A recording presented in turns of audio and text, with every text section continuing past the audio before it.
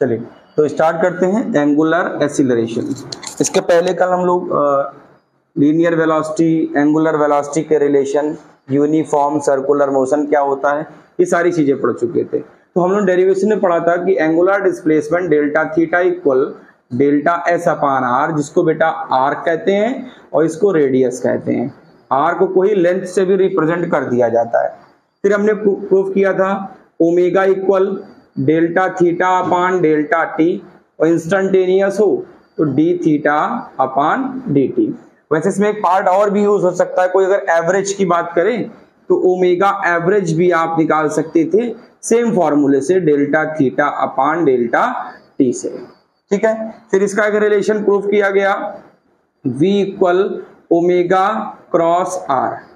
बेटा हमने ओमेगा को प्रूफ किया था एंगुलर फ्रीक्वेंसी 2 पाई एफ से। तो ये चीजें हम लोग पढ़ चुके हैं। अब इसी का टॉपिक आया एंगुलर एक्सीलरेशन। अच्छा बेटा, एंगुलर एक्सीलरेशन होता क्या है? नॉर्मली जैसे लीनियर एक्सीलरेशन होता है वैसे ही एंगुलर एक्सीलरेशन होता है, बट एंगुलर एक्सीलरेशन को अल्फा से रिप्रेजेंट करते हैं। वो अल्फा इक्वल होता है डेल्टा ओमेगा अपान डेल्टा टी। डेल्टा ओमेगा क्या है बेटा? Angular velocity. डेल्टा ओमेगा को एंगुलर वेलोसिटी कहते हैं, और डेल्टा लगा है तो चेंज भी आप बोल सकते हो, चेंज ऑफ एंगुलर वेलोसिटी, और अपॉन में बेटा टाइम। तो क्या अल्फा को ऐसे लिख सकते हैं omega 2 minus omega 1 upon T2 minus T1। क्या बेटा मैं इस ओमेगा 2 को फाइनल मान लेता हूं और ओमेगा 1 को इनिशियल लेट कर लेता हूं, और अपॉन बेटा T2 माइनस T1। बेटा ओमेगा जो इनिशियल है तो ओमेगा को अगर चेंज करो फाइनल को तो omega equal 2 pi F, omega equal 2 pi F. तो क्या लिखोगे 2 pi F final minus 2 pi F initial और अपॉन में डेल्टा टी। तो बेटा एक फॉर्मूला आपके पास बन गया alpha equal 2 pi final frequency minus initial frequency और अपॉन में बेटा डेल्टा टी। एक तो ये फॉर्मूला बन गया, ठीक, न्यूमेरिकल के लिए। लेकिन अल्फा इक्वल होता क्या बेटा? Rate of change of angular velocity. क्या होता है? Rate of change of angular velocity. अच्छा थोड़ा सा सोचो बेटा, अगर अल्फा इंस्टेंटेनियस पार्ट है, अगर हम अल्फा को इंस्टेंटेनियस पार्ट में लाना चाहते हैं तो इंस्टेंटेनियस पार्ट में लाने के लिए अप्रॉक्स लिमिट डेल्टा टी कितनी होनी चाहिए? 0 होनी चाहिए। तो क्या हम यहां पर लिख सकते हैं अल्फा इक्वल डी ओमेगा अपान डी टी? अल्फा क्या बन जाएगा? डी ओमेगा अपान डी टी। ये हो गया बेटा instantaneous angular acceleration. Alpha instantaneous कितना है? डी ओमेगा अपान डी टी। अच्छा क्या मैं इसको एवरेज फॉर्म में ला सकता हूं? तो बिल्कुल, अल्फा एवरेज कितना? Delta omega upon delta T, और डेल्टा ओमेगा आप जानते ही हो ओमेगा 2 माइनस ओमेगा 1 अपॉन में T2 माइनस T1 से। तो ये तो हो गया एंगुलर एक्सीलरेशन। एंगुलर एक्सीलरेशन को हमने क्या कहा डेफिनेशन में? Rate of change of angular velocity, angular velocity. अच्छा बेटा एक बात सोचो, आपको कल पढ़ा था आपने कि जो ओमेगा एंगुलर वेलोसिटी है वो क्लॉकवाइज में कैसी थी? इनसाइड थी, और एंटी क्लॉक में कैसी थी? आउटसाइड थी। तो क्या omega is the part of angular acceleration? तो इसको प्रूव करने के लिए पहले तो आप इसकी प्रूविंग करो कि बात सही है कि गलत। तो जरा बताओ बेटा, आपने कल एक रिलेशन पढ़ा था ओमेगा का, क्या पढ़ा था? V equal omega cross R. ठीक है, तो जरा यहां से सोचो तो बताओ V की वैल्यू मिलेगी कितनी आपको? Omega R sine theta. तो ओमेगा की value V upon R sine theta. अगर ओमेगा की वैल्यू निकालो तो V upon R sine theta. हम परफेक्ट कंडीशन लेते हैं। कौन सी परफेक्ट कंडीशन?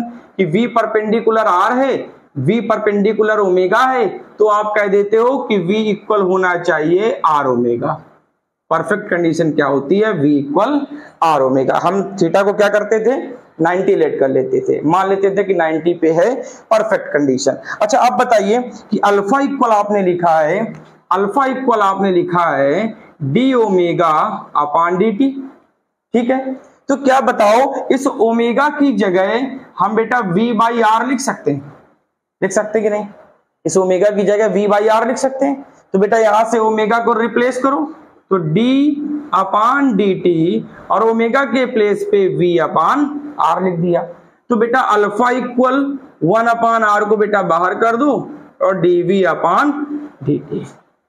अब dv अपान dt को देखकर याद आया होगा लीनियर एक्सीलरेशन, वो भी कौन सा? इंस्टेंटेनियस, dv अपान dt को। क्या आपको पता है कि ds अपान dt को आप इंस्टेंटेनियस वेलोसिटी कहते थे और dv अपान dt को आप इंस्टेंटेनियस एक्सीलरेशन कहते थे। ठीक है, तो बेटा बताओ नया फॉर्मूला क्या बन गया? Alpha equal 1 upon R into A. ठीक, तो बेटा ए इक्वल क्या फॉर्मूला बना? ए इक्वल आर अल्फा, ये यहां आर ऊपर चला गया, ए इक्वल आर अल्फा। ये तो फॉर्मूला हो गया किसका बेटा? Relation between linear acceleration and angular acceleration का रिलेशन हो गया। ठीक है, लेकिन बेटा हमको पता है ये मेथड हम नहीं लिखते, वैसे सही यही होता है, नॉर्मली यही लिखते हैं, लेकिन सही तरीके से क्या लिखते हैं? Vector A equal alpha cross R. क्या लिखते हैं? Vector A equal alpha cross R. क्यों? क्योंकि बेटा लीनियर एक्सीलरेशन कैसी क्वांटिटी है? वेक्टर क्वांटिटी है, तो वेक्टर क्वांटिटी है तो डायरेक्शन होगी। अच्छा, अब भी एक समस्या ये है कि जो एक्सीलरेशन मिला है वो आपको आर अल्फा मिला।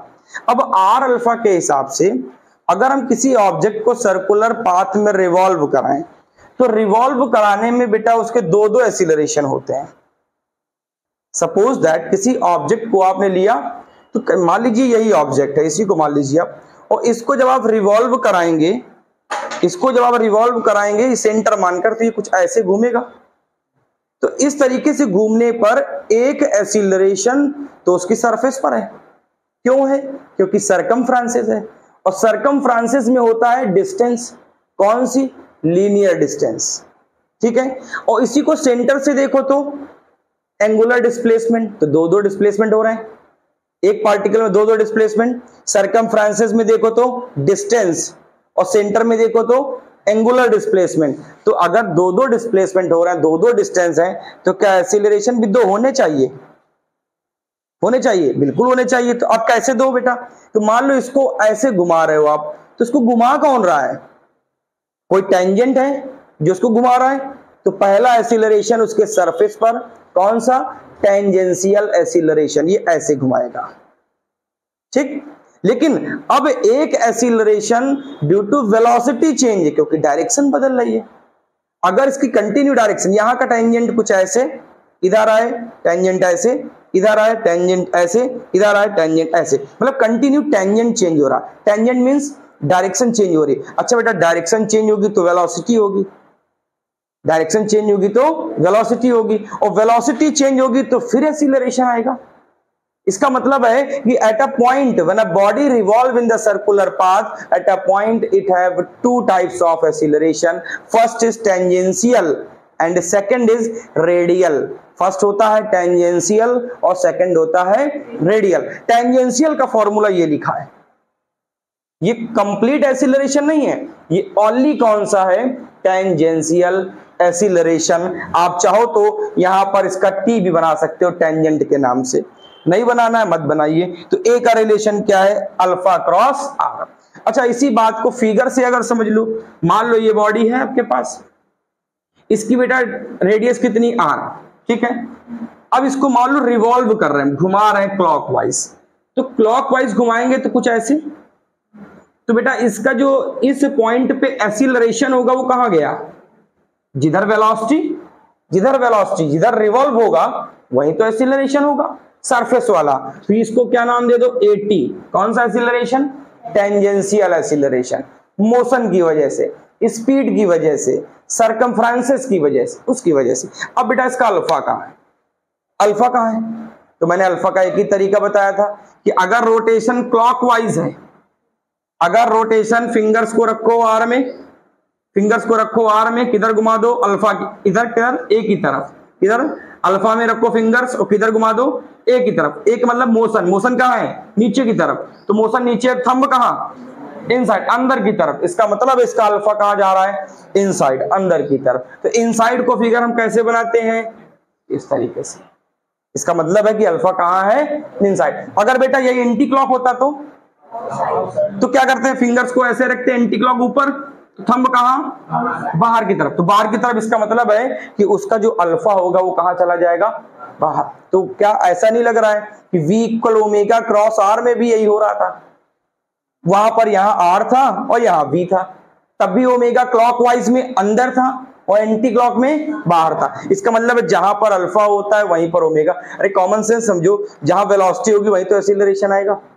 तो जहां पर ओमेगा एंगुलर वेलोसिटी, वहीं पर क्या मिलेगा आपको, एंगुलर एक्सीलरेशन। तो ये हो गया। अल्फा क्या है, alpha equal delta omega upon delta T. क्या डेफिनेशन है, rate of change of angular velocity. बेटा delta omega, omega 2 minus omega 1, omega 2 को omega final minus omega initial, omega final. तो ओमेगा क्या है, एंगुलर फ्रीक्वेंसी भी कहते हैं इसको। तो ओमेगा किसके इक्वल होता है, 2 पाई एफ। तो 2 pi F final minus 2 pi F initial upon delta T. तो अल्फा इंस्टेंटेनियस, टाइम लिमिटेशन 0 है, तो डेल्टा कन्वर्ट इनटू डी, तो D omega upon D T. बेटा अगर एवरेज पूछे तो आप यही फॉर्मूला लगाना, delta omega upon delta T से। तो कह रहा रिलेशन क्या है इसका। तो हमने प्रूफ करने के लिए क्या किया कि हमने कल प्रूफ किया था कि V इक्वल R ओमेगा होता है परफेक्ट कंडीशन में, जब R परपेंडिकुलर ओमेगा हो, R परपेंडिकुलर V हो, तो साइन 90 मानकर हम लोग उसको हटा देते थे। ठीक है, तो V क्या प्रूफ किया था, R ओमेगा। ओमेगा की वैल्यू क्या है ये लिखिए, आप जानते हो 2 पाई F के इक्वल होता है।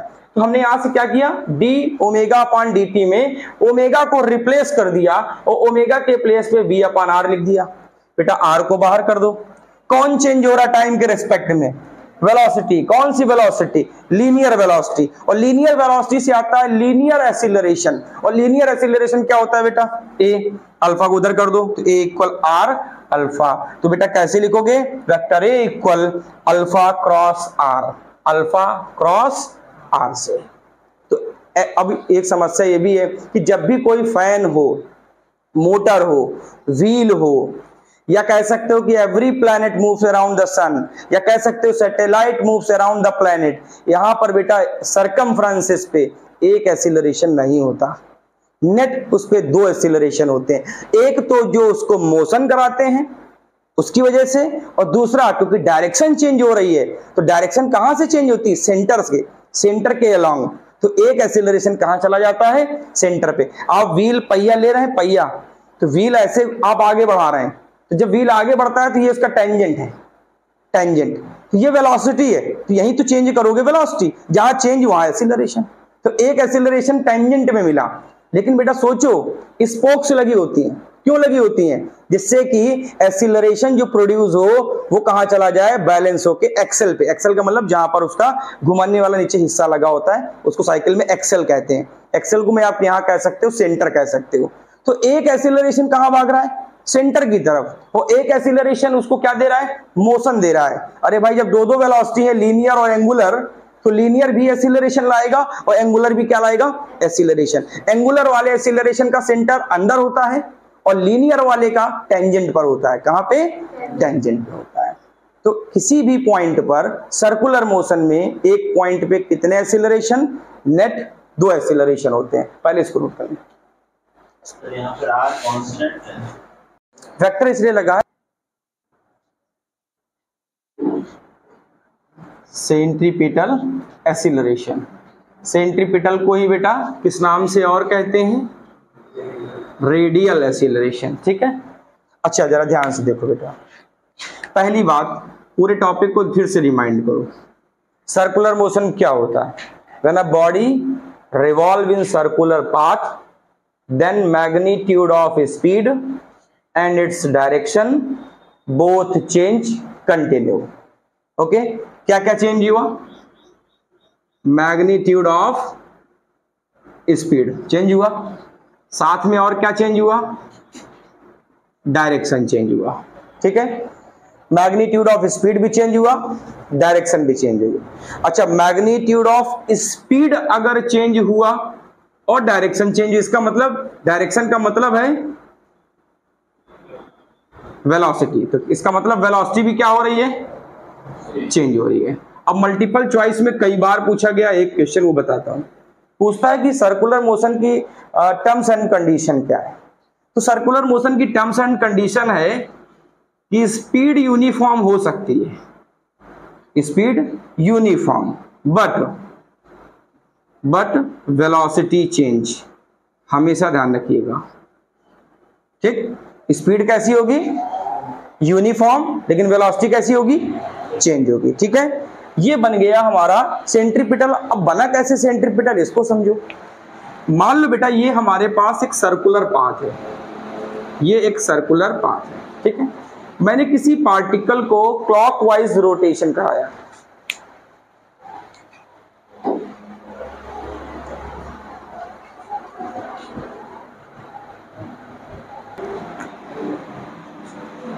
अब देखो बेटा, अगर किसी ऑब्जेक्ट को हम रिवॉल्व करते हैं तो रिवॉल्व करने पर लेट सर्टेन पोजीशन ये P1 पे था और आफ्टर टाइम t ये कहां पे पहुंच गया? P2 पर। तो बेटा P1 में वेलोसिटी की डायरेक्शन कुछ ऐसे है, ये V1, और P2 पर मान लो कुछ इस तरीके से ट्रेवल किया V2। तो जरा बताओ इस सरकमफ्रेंसेस में वेलोसिटी चेंज हो रही है। अगर वेलोसिटी चेंज होगी, स्पीड का मैग्नीट्यूड चेंज होगा तो एक्सीलरेशन आएगा। ठीक, लेकिन अब एक एक्सीलरेशन और है, जरा देखो, ये पॉइंट P, ये वेलोसिटी ऊपर, और इस डेल्टा थीटा की वजह से, चेंज ऑफ एंगुलर डिस्प्लेसमेंट की वजह से एक एक्सीलरेशन कहां चला जाएगा? टूवर्ड्स सेंटर, सेंटर की तरफ, क्योंकि एंगुलर डिस्प्लेसमेंट है तो क्या लाएगा? एंगुलर वेलोसिटी, और एंगुलर वेलोसिटी के चेंज होने से क्या आएगा? Angular acceleration. मतलब एक ऐसा एक्सीलरेशन भी है जिसकी डायरेक्शन कहां पे है? सेंटर की तरफ है। किधर है? सेंटर की तरफ। इसकी रेडियस कितनी है? r। इसकी रेडियस कितनी है? r। ये जो सेंटर पे एक्सीलरेशन जाता है इसी को कहते हैं बेटा सेंट्रीपिटल एक्सीलरेशन। इसी सेंट्रीपिटल को कहते हैं रेडियल। रेडियल का नाम से ही कंफर्म है, along the radius, along the radius, radius के अलोंग ही होगा। जैसे मान लो थोड़ी देर के लिए हमारे पास एक व्हील है और मैं इसको ऐसे घुमाऊं तो बेटा जब ये घूमेगा तो एट अ पॉइंट P, मान लो ये P पर है, इसकी वेलोसिटी V1 है, फिर बेटा T समय के बाद इसकी वेलोसिटी V2 है। तो बताओ T टाइम में वेलोसिटी चेंज हो गई, स्पीड का मॉड बदल गया, मॉड बदला तो एक्सीलरेशन होगा। एक्सीलरेशन है तो कौन सा है? टेंजेंट। कौन सा है? टेंजेंट का मतलब कौन सा? लीनियर। कौन सा? लीनियर। लेकिन बेटा अगर ये यहां से चेंज हो रहा है तो सेंटर से भी तो इसका एंगल चेंज होगा। अगर सेंटर से चेंज होगा तो एंगुलर वेलोसिटी आएगी, और एंगुलर वेलोसिटी के चेंज होने से क्या आता है? Angular acceleration. इसी एंगुलर एक्सीलरेशन का यहां नेम दे दिया गया सेंट्रीपिटल एक्सीलरेशन।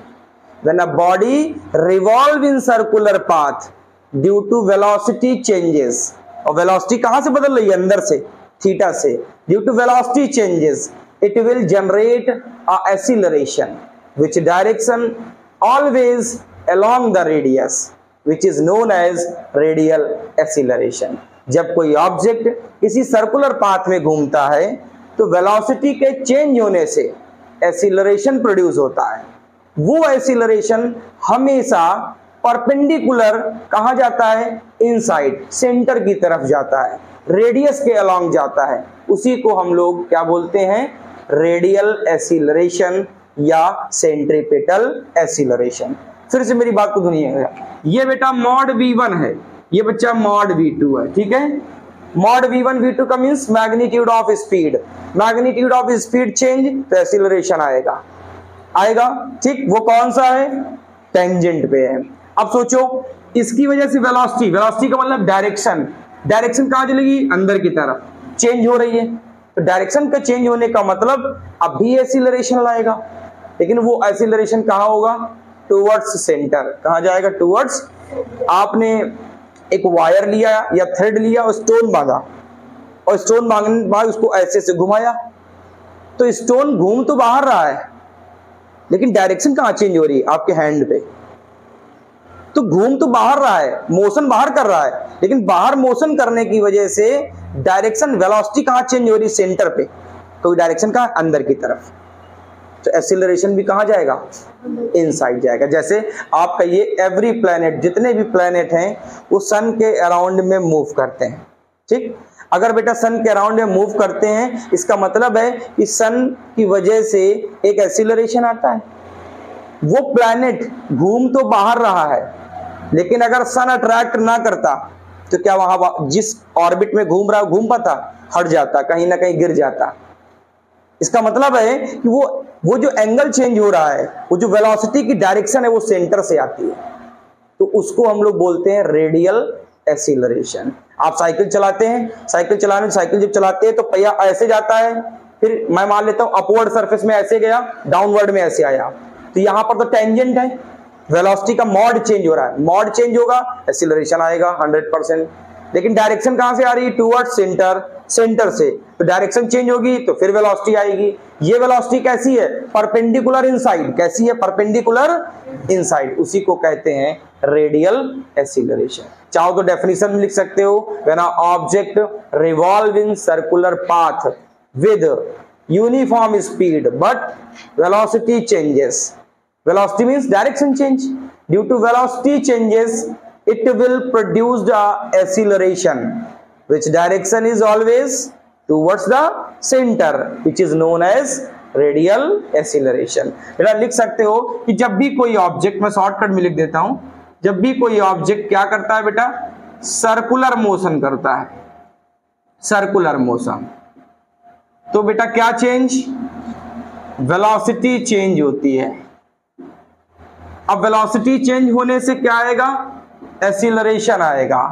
विच डायरेक्शन, जिसकी डायरेक्शन बेटा, which direction, along radius, along radius, उसी को बोलते हो सेंट्रीपिटल एक्सीलरेशन या रेडियल एक्सीलरेशन।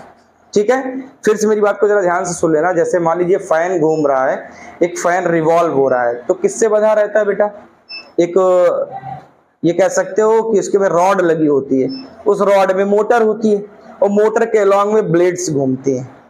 अगर वो मोटर ना लगी होती तो क्या वो ब्लेड्स घूमते?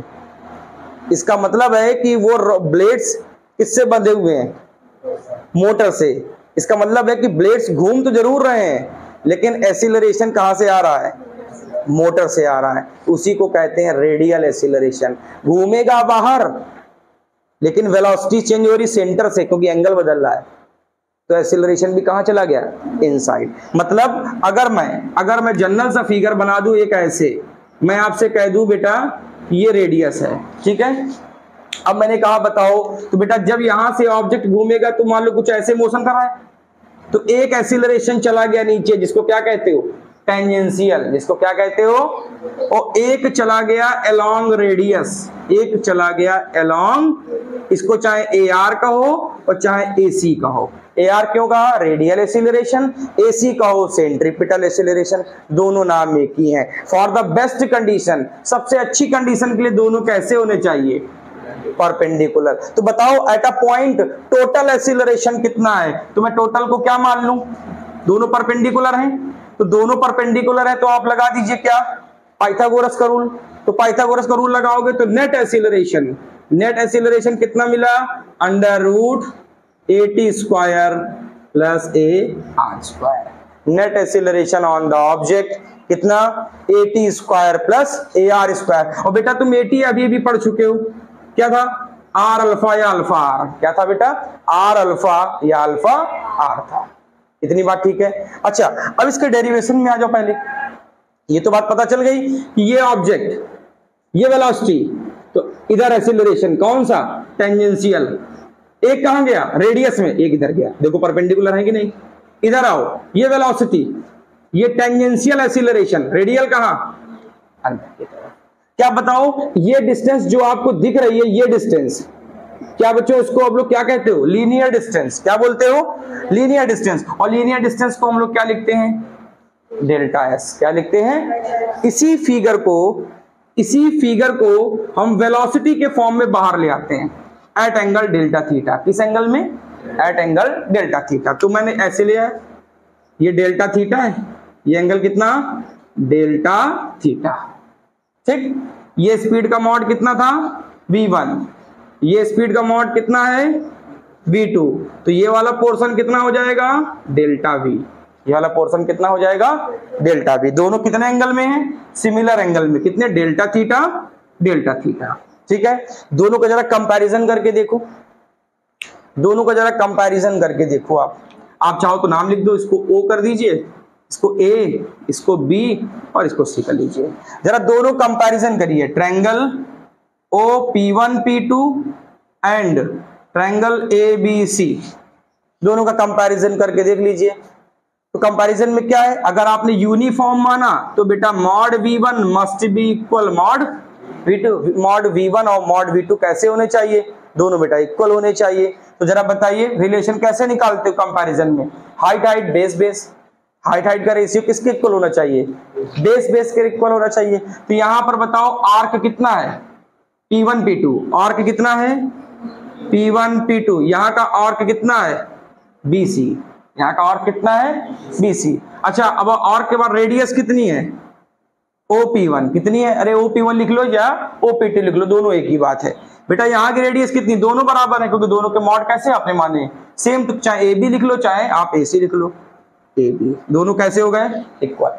मैंने दोनों को सेम एंगल पे लिया, दोनों एंगल का कंपैरिजन कर दिया, किससे, delta theta equal arc upon radius, delta theta equal arc upon, तो आर्क इसका, इसका आर्क, इसकी रेडियस, इसकी रेडियस।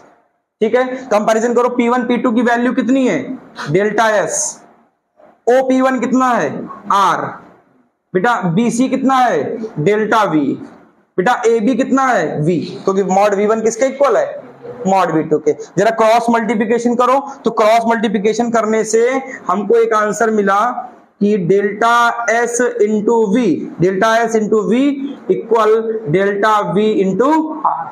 तो बताओ बेटा डेल्टा V की वैल्यू क्या मिली, डेल्टा S इंटू V अपान, बोलो बात ठीक है, delta V equal delta S into V अपान, मैंने दोनों तरफ क्या किया डेल्टा T से डिवाइड कर दिया, दोनों तरफ क्या किया डेल्टा T से डिवाइड कर दिया। बताओ क्या बना, delta V upon delta T equal बेटा delta S upon delta T into बच्चा V अपान।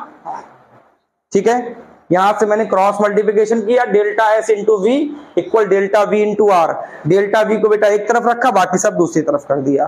ठीक है, क्या बेटा delta V upon delta T को देखकर ही कुछ याद आया, एक्सीलरेशन, तो एक्सीलरेशन A।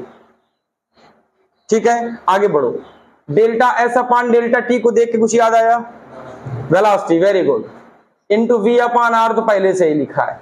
तो बताओ एक्सीलरेशन कितना है, एक्सीलरेशन कौन सा, सेंट्रीपिटल या रेडियल, रेडियल कितना मिला V स्क्वायर अपान R। अच्छा थोड़ा सा और दिमाग लगाओ, ये बात तो पता चल गई कि सेंट्रीपिटल कितना है या रेडियल कितना है। बच्चों कल ही आपने पढ़ा था कि V किसके इक्वल होता है, R ओमेगा। बेटा जरा V की जगह R ओमेगा रखो, तो R स्क्वायर ओमेगा स्क्वायर, एक R कैंसिल, तो बताओ AC कितना मिला, very good R omega square, very good. अभी भी समस्या है क्योंकि ओमेगा बच्चों क्या होता है 2 पाई f, ओमेगा होता है 2 पाई, जरा वैल्यू रखिए, तो AC equal R into 4 pi square f square. इतनी बात ठीक है। क्या बेटा रेडियस कांस्टेंट हो सकती है, बिल्कुल हो सकती है, 4 कांस्टेंट है, कांस्टेंट है, पाई कांस्टेंट है, कांस्टेंट है। जरा बताओ एक नया रिजल्ट मिला, AC प्रोपोर्शनल, मतलब जितना ज्यादा रिवोल्यूशन बढ़ेगा उतना ज्यादा सेंट्रीपिटल एक्सीलरेशन भी इंक्रीज होगा। अगर कोई कह दे कोई फैन 400 आरपीएस का है, मतलब 400 रिवोल्यूशन एक सेकंड में कर रहा है, और कोई 200 रिवोल्यूशन एक सेकंड में कर रहा है, तो किसका सेंट्रीपिटल एक्सीलरेशन मैक्सिमम होगा, तो जिसकी बेटा फ्रीक्वेंसी ज्यादा होगी उसी का सेंट्रीपिटल एक्सीलरेशन ज्यादा होगा, AC प्रोपोर्शनल f स्क्वायर। इतनी बात ठीक है। तो रिलेशन क्या मिला AC का बेटा V स्क्वायर अपान R, बेटा और रिलेशन क्या मिला AC equal R omega square, omega equal क्या होता है 2 पाई f होता है। तो बेटा जब भी कोई ऑब्जेक्ट सर्कुलर पाथ में रिवॉल्व होता है तो मैग्नीट्यूड ऑफ स्पीड की वजह से एक एक्सीलरेशन आता है which is known as tangential, जो ऊपर की सरफेस पर होता है। बट उसकी कमांड सेंटर पे है, तो एंगल कहां चेंज होगा? सेंटर पे चेंज होगा। एंगल का मतलब वेलोसिटी चेंज, तो वेलोसिटी चेंज तो क्या प्रोड्यूस? एक्सीलरेशन। एक्सीलरेशन कहां गया? Towards centre. कैसा होगा? परपेंडिकुलर। कैसा होगा? Perpendicular, which is known as, उसको हम क्या बोलते हैं? Radial acceleration. Every object which is obey the circular motion, जो भी ऑब्जेक्ट सर्कुलर मोशन का ओबे करते हैं, इट हैव 100%, उनके पास 100% होता है रेडियल एक्सीलरेशन या सेंट्रीपिटल एक्सीलरेशन। हाँ, एक बार 80 0 हो सकता है अकॉर्डिंग टू कंडीशन, लेकिन AC 0 नहीं हो सकता है अगर वो रिवॉल्व कर रहा है, और रिवॉल्व नहीं करेगा तो AC भी क्या हो जाएगा? 0। क्यों? क्योंकि वहां पर आपको ओमेगा नहीं मिलेगा एंगुलर वेलोसिटी, और एंगुलर वेलोसिटी बेटा 2πf रिवोल्यूशन पे डिपेंड है। रिवोल्यूशन ही नहीं होंगे तो कोई भी सेंट्रीपिटल एक्सीलरेशन भी नहीं होगा। इतनी बात ठीक है? नोट कर लीजिए।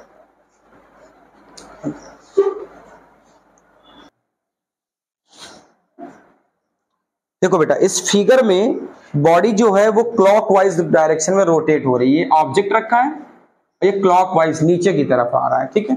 अब इसने फिगर में क्या किया, ये तो सेंट्रीपिटल हो गया, रेडियस में चला गया, ठीक है। ये एंगल बेटा उसने दे दिया 30 डिग्री, और ये इसकी रेडियस है। रेडियस है कितनी बेटा? रेडियस है 2.5 मीटर। कह रहा इसको अगर ड्रॉप कर देते हैं तो ड्रॉप करने से जो एक्सीलरेशन था बेटा टेंजेंट वाला, वो भी कह रहा सरफेस के अंदर चला गया। अब अकॉर्डिंग टू कंडीशन जैसा उसने माना है आपको वैसे मानना पड़ेगा, तो उसका नाम उसने दे दिया एक्सीलरेशन A। और जो सेंट्रीपिटल था वो तो सेंटर पे ही है, वो AC है। तो कह रहा कि आपसे यह पूछ रहा है कि बताओ पार्टिकल की स्पीड आखिर कितनी है, कितनी स्पीड से पार्टिकल यहाँ पे रिवॉल्व कर रहा है। तो हमारे पास एक समस्या है बेटा कि हमको एक बात पता है कि जो हमारा एक्सीलरेशन है वो अलोंग द रेडियस होना चाहिए। तो क्या मैं कंपोनेंट बना सकता हूं? अगर ये A है और ये थीटा है, तो सबको पता है कि A का थीटा वाला कंपोनेंट क्या होता है? Cos theta. तो क्या बच्चा, ये थीटा है तो इस A को अगर यहां पे लाओ, इस जगह पे अलोंग रेडियस लाओगे, तो क्या बच्चा लिखोगे? A cos 30, ठीक। और A cos 30 का perpendicular A sin 30, A cos 30 का परपेंडिकुलर A sin 30, तो ये बन गया A sin 30। इतनी बात ठीक है? अच्छा, आपको देखो टेंजेंशियल एक्सीलरेशन मिल जाएगा A sin 30 से, लेकिन हमको ये नहीं चाहिए। कह रहा पार्टिकल की स्पीड बताओ। तो हमने क्या किया, इस A को 30 डिग्री पे, तो ये बन गया A cos 30, और A cos 30 का परपेंडिकुलर A sin 30। अगर एंटी क्लॉक कहता तो ये A sin 30 कहां चला जाता? ऊपर की तरफ जाता, ठीक है। तो बेटा कैसे निकालें? तो एक काम करते हैं, क्या बताओ AC वाली लाइन में कौन आ गया? A cos 30। तो क्या लिख सकते हो AC इक्वल A cos 30, ठीक है बेटा। A कितना? 15 cos 30 √3/2। तो भैया एक्सीलरेशन मिल गया AC 15 √3/2, ठीक है। अच्छा, AC मिल गया तो अभी आपने फॉर्मूला पढ़ा है v²/, ठीक है। बताओ बेटा v² कितना होगा? RAC। v² कितना होगा बेटा? R कितना है? Radius 2.5 metre, 2.5 metre. और बेटा AC कितना है? 15 √3/2। तो यहां से बेटा आप इसकी स्पीड ऑफ पार्टिकल निकाल सकते हैं। तो कैलकुलेट कर लीजिएगा जितनी भी स्पीड ऑफ पार्टिकल आ जाए। तो ये A था, फिर मैंने क्या किया, एक्सीलरेशन कैसे निकालूं, क्योंकि पार्टिकल रिवॉल्व कर रहा है, वेलोसिटी पूछ रहा है। तो मैंने A का ये 30 वाले को ऊपर किया, A cos 30, और A cos 30 का परपेंडिकुलर A sin 30। अच्छा, अगर आपसे टेंजेंशियल एक्सीलरेशन पूछता, निकाल सकते थे। टेंजेंशियल देखो कितना लिखा है? 80, और 80 किसके इक्वल तुमको दिख रहा है? भैया A कितना? 15, और sin 30 आंसर ये है टेंजेंशियल, ये है टेंजेंशियल एक्सीलरेशन।